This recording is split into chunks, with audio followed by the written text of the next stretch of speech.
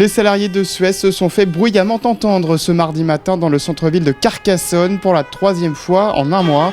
Ils étaient une centaine venus de Béziers, Agde ou de la région de Toulouse à rejoindre leurs collègues carcassonnais pour dire non à l'offre d'achat de leur principal concurrent Veolia qui souhaite racheter 29% des parts que possède Engie dans Suez pour 2,9 milliards d'euros.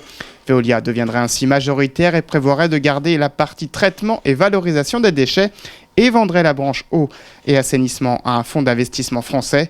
Une catastrophe pour les salariés de Suez qui craignent un plan social massif. On sait que quand même Veolia, qui se présente comme un chevalier blanc au niveau du maintien des emplois, il en est à son 5e plan social.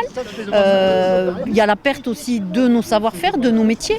Moi je représente Suez Eau France au niveau de l'Occitanie en tant que délégué syndical. Ce sont des vrais métiers avec des gens formés.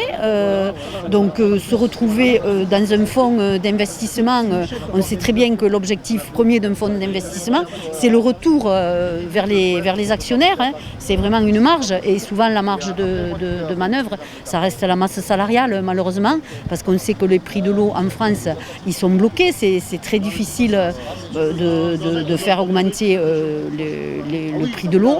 Donc qu'est-ce qui reste en marge de manœuvre? C'est les salariés. On nous vend qu'on va être repris, démantelé.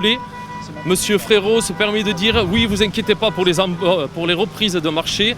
On donnera à des entreprises comme Paprec ou Séché, mais on ne sait pas l'avenir qu'on aura avec eux. Le pire pour nous, c'est Veolia, le concurrent direct de Suez. Veolia, tous les postes, en tout cas une majorité de postes, seront en doublon. Donc il faut m'expliquer comment Monsieur Frérot peut dire qu'il n'y aura pas de casse sociale quand les 3/4 des postes sont en doublon.